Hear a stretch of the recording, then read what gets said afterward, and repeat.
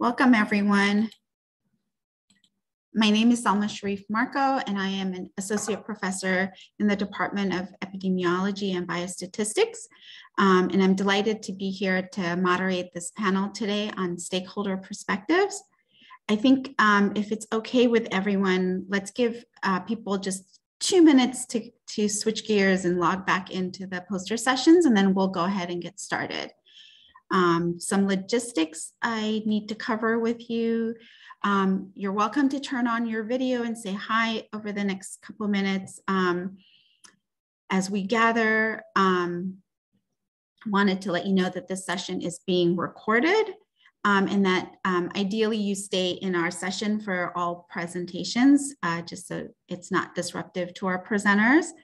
And we will have each presenter do 5 minutes, and we'll do 5 minutes Q&A and move on to the next presenter, and hopefully still have some time at the end for discussion.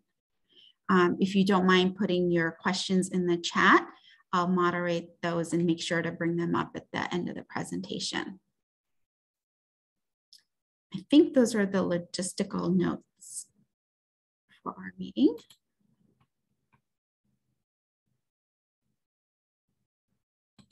Trying to see if we, I think we can go ahead and get started. So today we have 4 presentations for this panel. I'm just going to introduce the presenters in the order that they're presenting and the title for their presentation. And then we'll just kind of go along that way so that I'm not interrupting. So first up is Dahlia Kaki. I hope I'm pronouncing your last name correctly. And she'll be talking about caring for patients without documentation status, what motivates us and sustains us. Next up, Carolina Ornelas-Dorian will be presenting on provider and administrator level perspectives on strategies to reduce fear and improve patient trust in the emergency department in times of heightened immigration enforcements. Our third presenter is Giselle Perez-Aguilar, who'll be presenting on formerly incarcerated Black women reclaiming healthworthiness. And our last presenter who'll be joining us a little later is Jasmin Woo, and she'll be presenting on learning about the context of patient lives, a novel qualitative approach to analyzing participant-generated photos. With that, Dahlia, Clint will put up your poster, and I will mute myself. Thank you so much. Hi, everyone. I'm very excited to be starting off our group's round presentations this morning.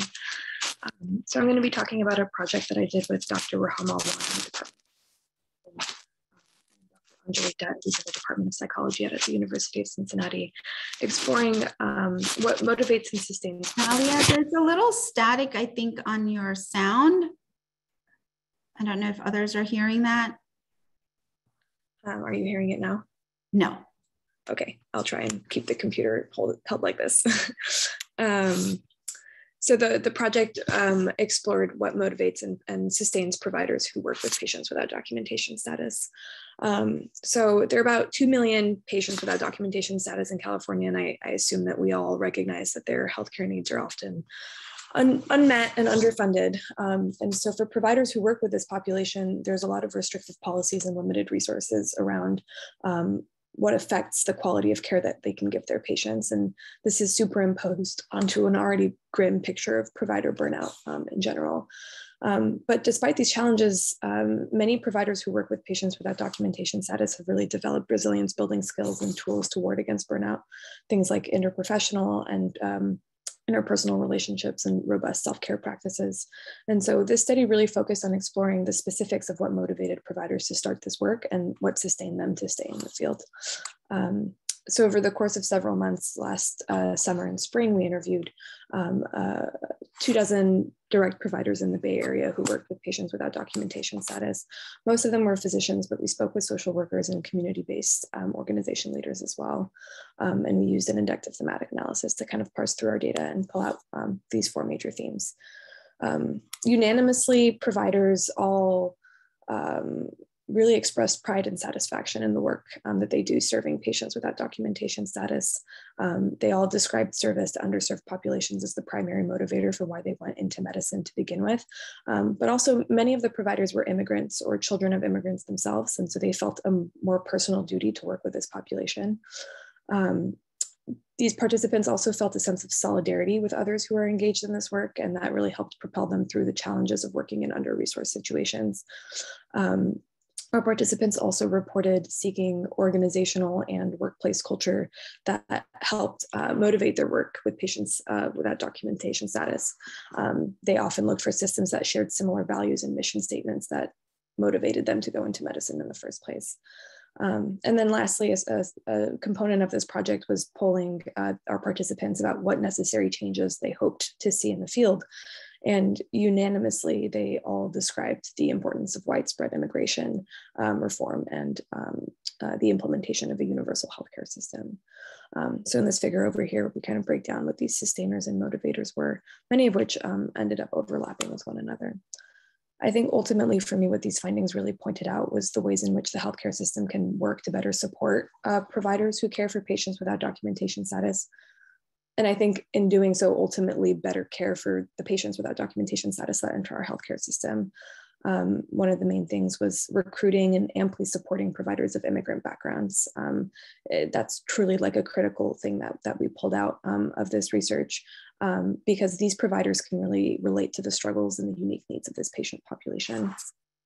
And what supporting supporting these providers looks like is obviously monetary resources and interdisciplinary collaboration. But specifically, we argued for the hiring of cohorts of providers who share a passion for this work.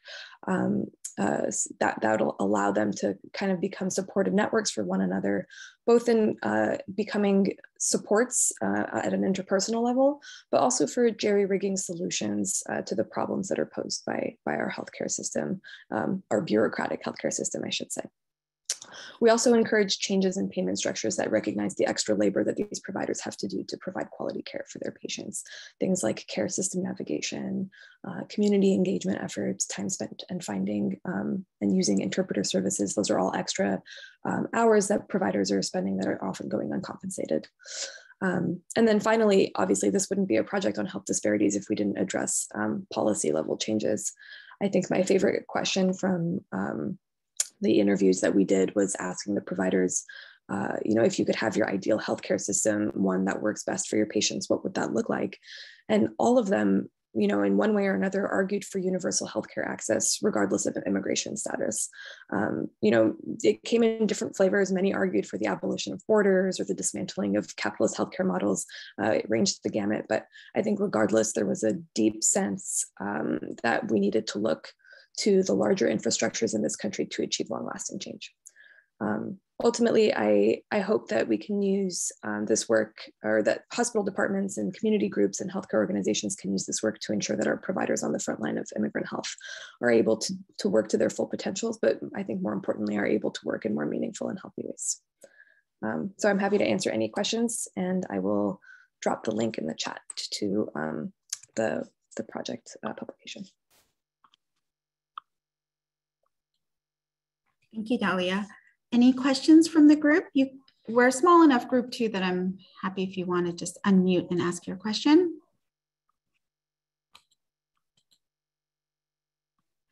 I have a question while others are either typing or thinking. So can you speak a little bit about the providers that are included in your study? I'm sorry if I missed. Are these mostly primary care providers or? Absolutely. So we had about 14 physicians, most of whom were primary care providers, either internal medicine or family medicine or pediatrics. We did have a couple subspecialty providers as well. And then we interviewed a number of social workers and like clinical therapists as well. And then we had a couple of folks who were primarily research focused, who did research on immigrant health, who either had like clinical training that they weren't doing full time, or that were primarily focused on research as their main activity. Thank you. Any other questions for Dahlia? Okay. Thanks again.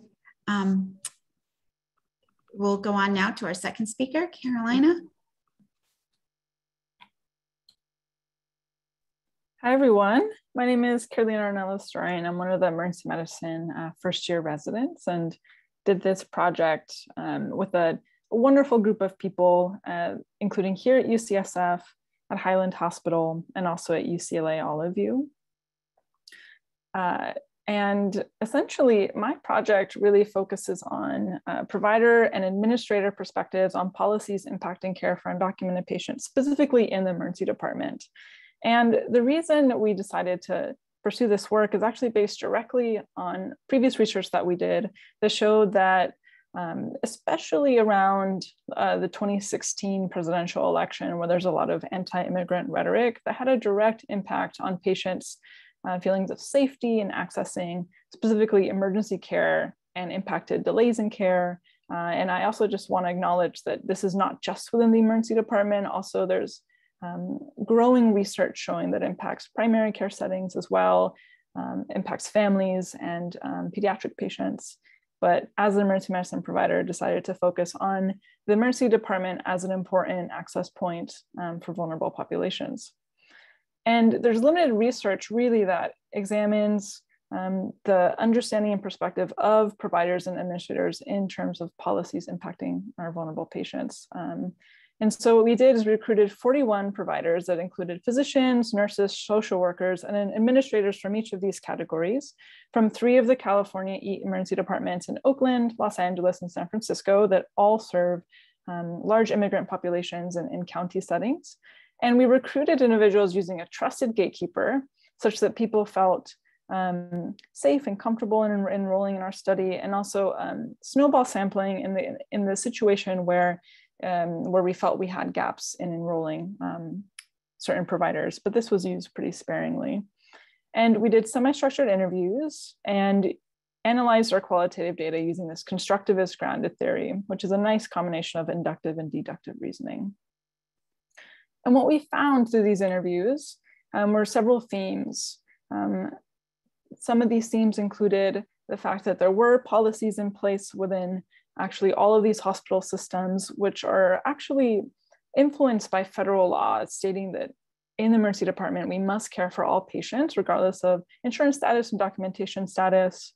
But there was still gaps in knowledge and understanding regarding what exactly did this mean in practice? What can I and can I not do as a provider or administrator interacting with law enforcement or immigration enforcement if I were to have a patient that were undocumented in the emergency department interacting with these individuals? There was also differences between who and when people document status, both like in the electronic health record system and not, like more informally. And there was also stories of providers having incredible individualized efforts to build trust and safety and having a really strong sense of professional duty to provide excellent care to our vulnerable patients. And so I just wanted to include a couple of quotes. For example, one of a nurse in one of these hospital settings said, you know, I don't have no training. What am I allowed to do legally? And what are we allowed to not have to bar ICE from coming into the hospital? That was the question. One administrator said, the communication from leadership says that all staff do not have to cooperate and are under no obligation to release any information in regards to like patient status. And then a physician said, I often will tell people, you're safe with me, you're safe here, and you know it's my job to protect you, but they had no formal training. I just happen to have an interest in medical ethics. And finally, one of our social workers said, information can be communicated in a note, patients undocumented, and can be verbal over the phone. And so I think that's probably how the information gets to me. Just to highlight some of these themes, and in direct response to these themes, we created some policy recommendations, which are all in this chart. I'm just going to highlight a couple. First, there really was a strong need for increased multidisciplinary staff training in anti-racist and ED policies impacting care for undocumented patients. And what was really important was that it wasn't just an email that was sent out that here are the policies. No, these are like active trainings, We're recommending like with situations and drills, and also that are proactive and not reactive. Despite living in a sanctuary city and living in California, there are still gaps in patients feeling fear and not safe, and we need to be prepared. I think that even despite changing anti-immigrant rhetoric and changing political landscapes, it's still something that is quite critical and important to care for, to provide excellent care. And along similar lines, having policies and protocol details that really have details around what are the jurisdiction and roles of providers, because what we found was people knew that we were, for example, in a sanctuary city, and knew that providers could provide healthcare to undocumented patients. But beyond that, there was really not a clear sense of what exactly, how could we exactly advocate and protect our patients. Also, there was amazing individual level advocacy. For example, the quote from the physician making it our practice to tell patients that they're safe here is fantastic. But how do we turn this into a policy and institutionalize it into these best practices where the care is not dependent on who happens to be on shift that day? For example, having scripts that are inspired by the best practices that our providers currently use. And then another gap too that was quite striking was really gaps in between who, when, and where people document status. And this actually is a complex topic because in some situations, such as with asylum, this needs to be documented in terms of explaining why a certain patient should be eligible for asylum. While in other situations, documenting someone's status could increase fear and also potentially put them at risk. We do have HIPAA laws in place too, but balancing this complex issue, giving recommendations and clear details on when, where, and when not to document status. And if you need to, like tactful ways that you can document this as well, so that it doesn't rely again on this individual provider to have to come up with language that may or not be in the best interest of our patients. And then finally, the last recommendation is just sharing of best practices. This was only done in 3 emergency departments, but within the emergency department, there were some variations and things that were done well and not so well among different sites. And so thinking about ways that even beyond California, across the states here in the US, how we can all share and collaborate together around different things such as medical legal partnerships, DEI campaigns, to just, again, to address gaps specifically in caring for our undocumented patients. And this is something that hopefully as a resident, I'll continue to push forward and think about specifically here in our San Francisco community, but also if anyone in this call is from any other institutions, like encourage you all to think about how we can also streamline and adapt this beyond our current setting. And yeah, thank you so much everyone for being here, and happy to answer any questions.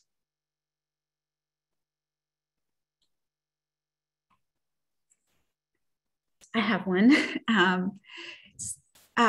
This is great. Thank you for your presentation. I was wondering, just sort of, especially as you were reviewing your recommendations, are there any existing sort of system level interventions or trainings that you can leverage? It seems like the next step would be to then follow through, right, and create some of these tools and interventions. And so I was just wondering what the sort of landscape looks like for any of that. Yeah, that's such a great question. Actually, it's interesting. I've seen a little bit of a change. Even I was a medical student here and now as a resident, there's certain trainings that we have, these annual trainings that we go through. And actually this year, there's a little bit of a change. This is through the Department of Public Health, where there's like a maybe 2-minute video where it talks about the fact that we're like a sanctuary city and that we like provide care for everyone, including undocumented patients, and that's like a safe space. But beyond that, really, not much. There's not much, at least that I have personally seen and received training for.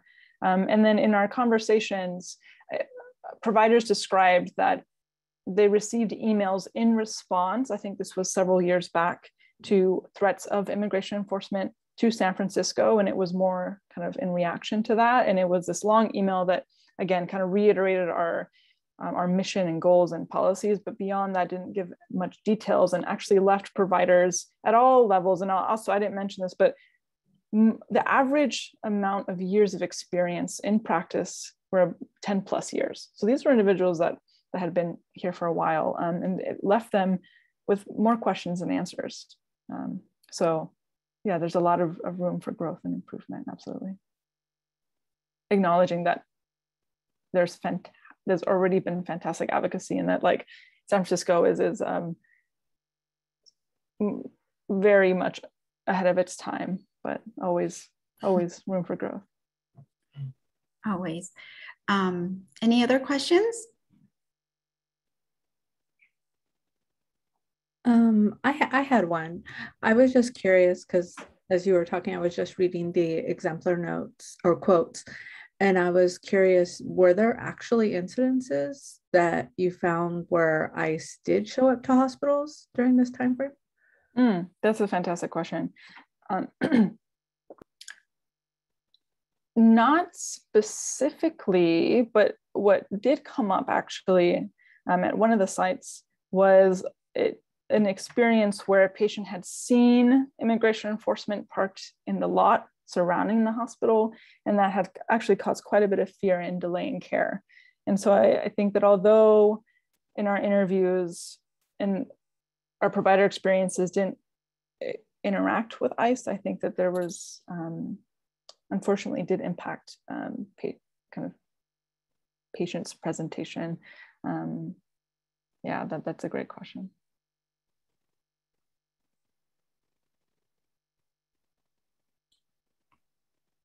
Any others? Thank you so much, Carolina. Yeah, thank you. Clint, we'll switch over to our third presenter, Giselle. Okay, hi everyone.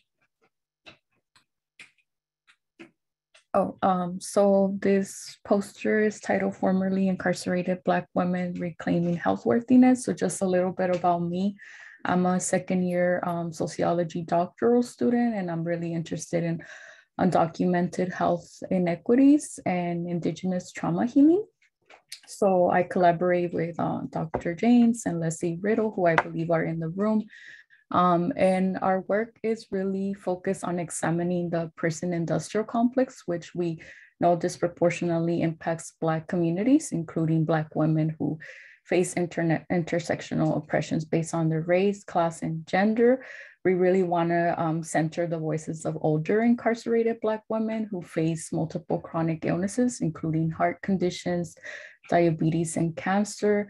And we really just want to fill in the gap about how these racialized health inequities manifest during carceral health interactions. So our analysis is building from Erla and Terry's concept of deviant bodies as lives not worth living, and also the social concept of health deservingness, which has been applied with undocumented immigrants. And we argue that these two concepts can be lenses through which to examine how formerly incarcerated Black women internalize systemic oppression and trauma faced before and during incarceration, and also resist feelings of health unworthiness while aging in the community. And I really want to emphasize the resisting, because I think we need to move away from like the resiliency frameworks and really start looking at the resistance that Black women are engaging in. And our methods, so we use snowball sampling, and we really want to center the voices. So it builds from Black feminist epistemology.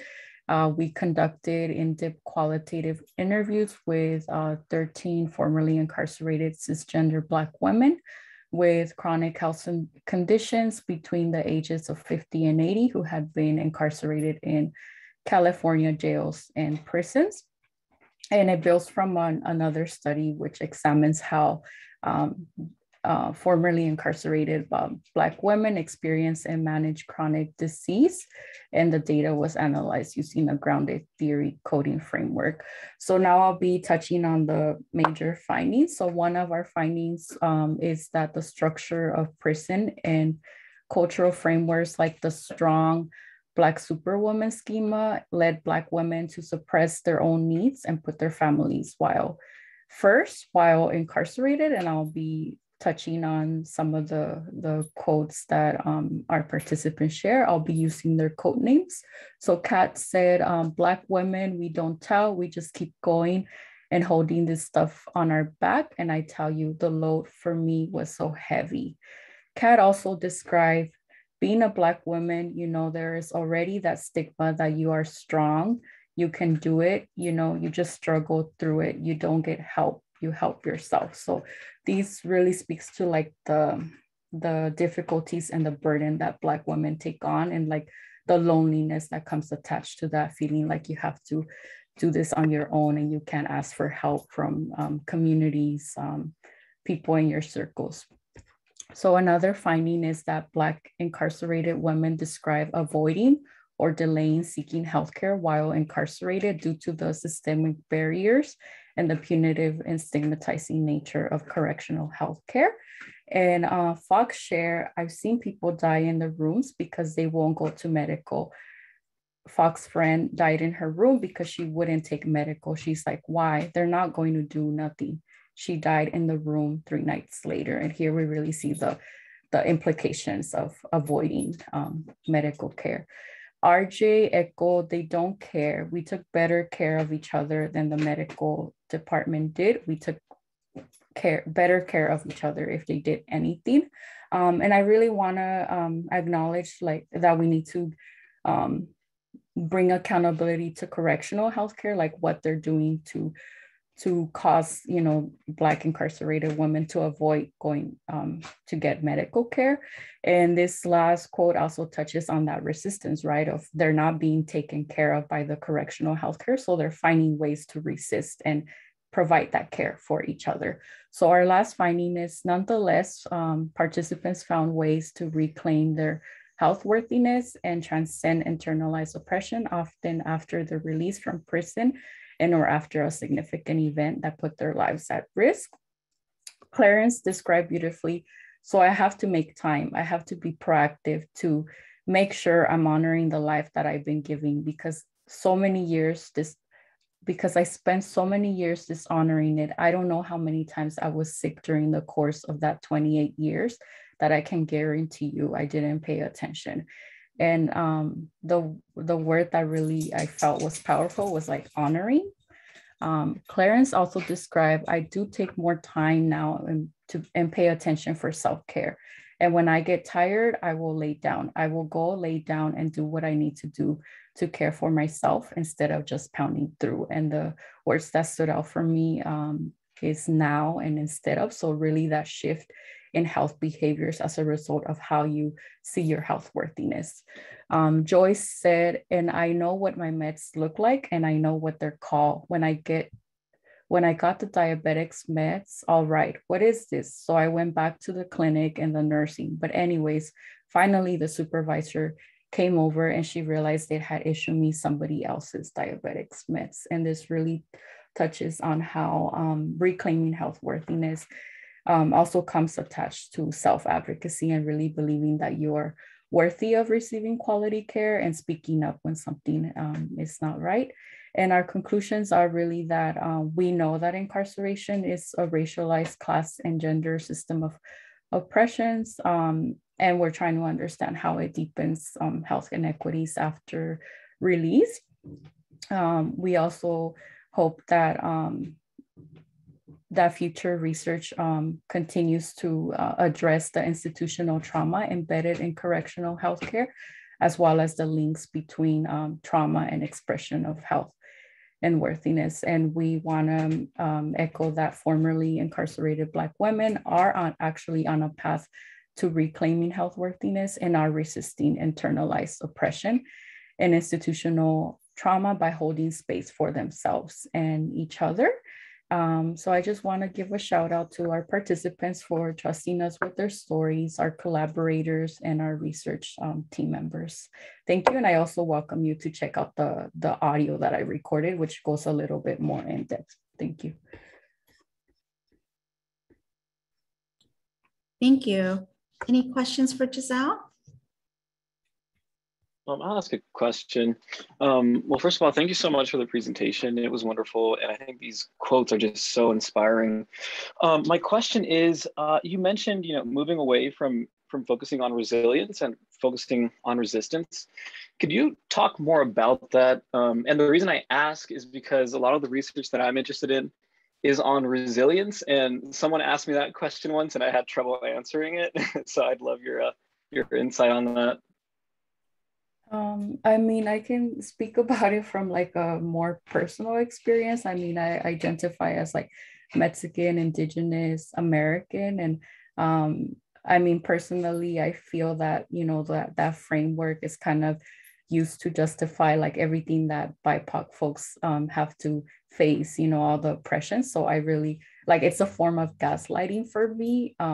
So I really want to move away from that and like kind of bring accountability and also highlight the ways in which BIPOC folks are resisting like systemic oppression and are reclaiming, things like health worthiness. Cool. Thank you. That's a great question. And thanks for your response, Giselle. Any other questions?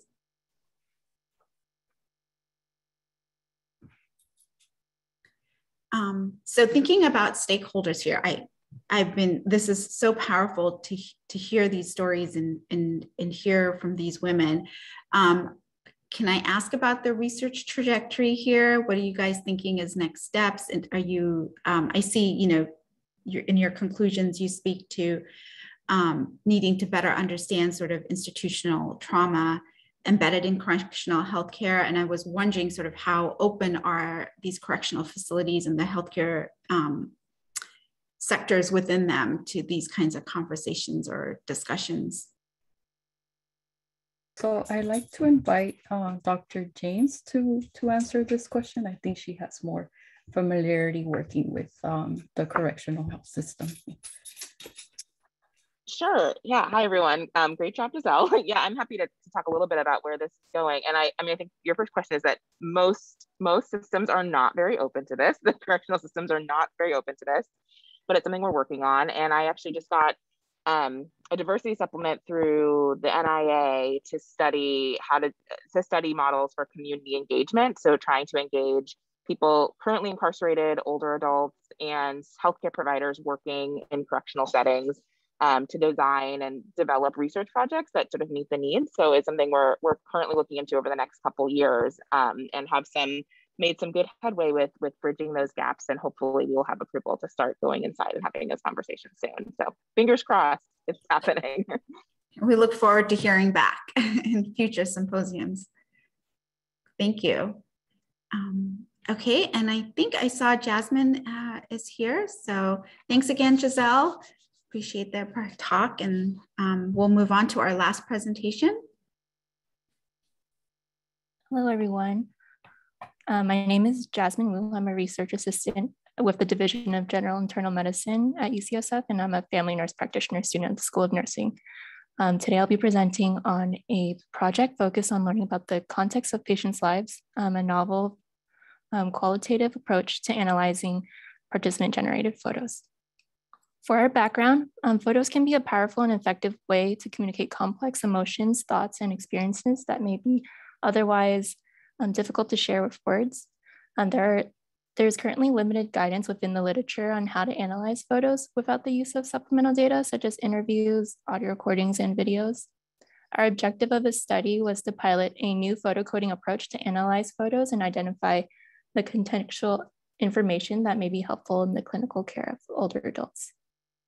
For our methods, we utilized photos from a photo voice study on the dietary behaviors of older Filipino adults with cardiovascular disease and related risk factors. Photo voice is a process where participants are given a photo prompt and participants take photos to depict that experience based on the prompt. We were trying to learn about the participants' food experiences with cardiovascular disease and related risk factors. So we had 33 participants who took 774 photos. My research team then narrowed down 166 photos of the 774 photos taken by participants that contained contextual elements in addition to food. There is currently no well-described way in clinical research on how to code photos, and so we developed a new way to code photos, and where we looked at the foreground of the photo as well as the background. For our analysis process, we first conducted open coding done by 2 coders on Deduce, where we developed 1 codebook for the foreground and 1 codebook for the background of each photo. The foreground was defined as the focus and the focal point of the photo, and we used Deduce to define the area of the foreground as seen in the orange box. The background of each photo was defined as the area outside of the foreground, seen in the teal box, and a codebook was then refined and finalized through an iterative process. For our results, we found a number of contextual elements through coding that provided insight on patients' lives. For an example, in Figure 1, the foreground in the orange box shows a low dining table and diet-related information, while the background shows the presence of another person depicted by the arrow and housing conditions such as tight space, multi-purpose area utilized both as a dining space as well as a sleeping area. We also saw religious, in Figure 2, we also see the foreground showing a small and low makeshift dining table, diet-related information, religious items, a shared meal shown through a shared meal, and the background shows religious items, housing conditions, as well as food storage in areas where food is typically prepared.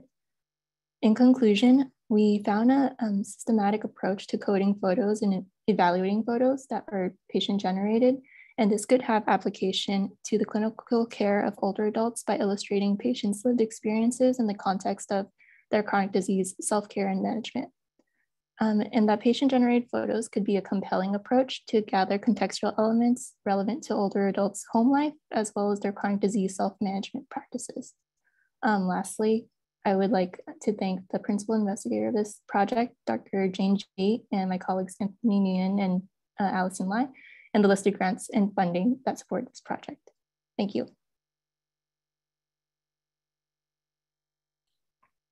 Thank you, Jasmine. Do we have any questions for her?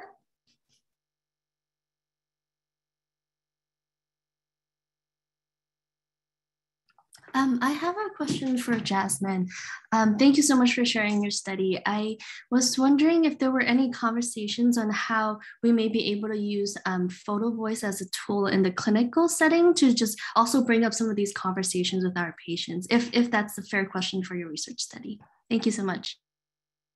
Thank you. That's a really great question. So we did have a previous project focused on testing the feasibility and the mechanics of having photos shared within the clinical setting. And in this study, in this other data set, we looked at, we conducted interviews with clinicians and patients after seeing the experience of sharing photos within a visit. And we also conducted discourse analysis with collaborators to see how the mechanics of photo incorporation in a visit would look like.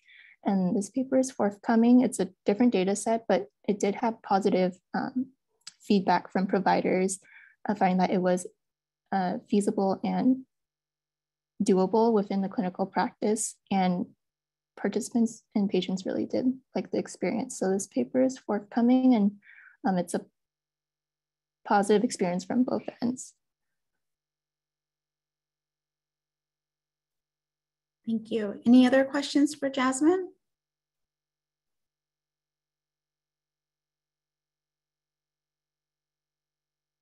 If not, we can also open it up to all the panelists. And if you have any broader questions for them, we can take that as well. I had a question for Jasmine. This is Riham Alwan. Kind of a follow-up to the clinical spaces questions. Now that so many of the visits have become virtual and we're using Zoom so often, I wonder if video voice or potentially taking screenshots during Zoom visits is a supplement to this type of photo voice.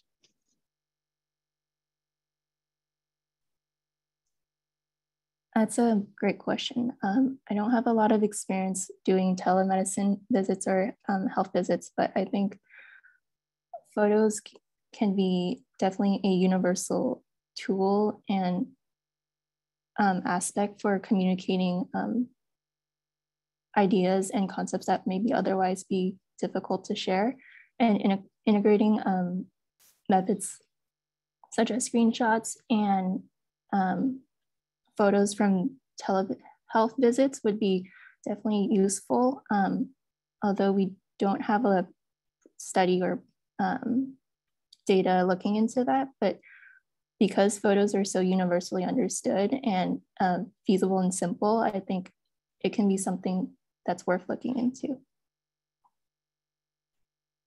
I hope that answered the question.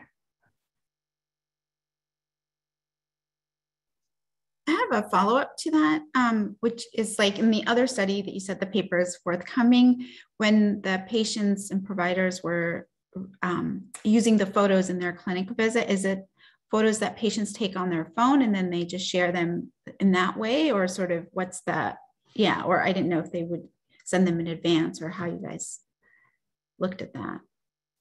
In that other study, we actually had participants that some took photos on their phone and showed it to the provider during the visit, and other participants, we actually printed out their photos for them and mail it to them or give it to them beforehand to share with the provider. And both were very feasible and acceptable during the visit.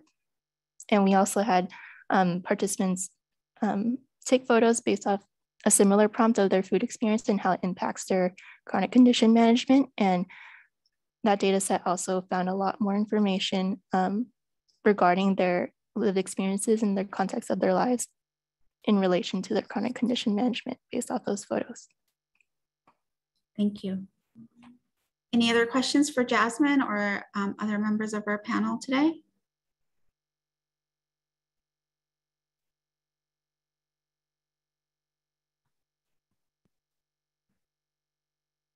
Okay, if not, I'd like to thank everyone for their wonderful presentations and for you for participating in our session and for your questions.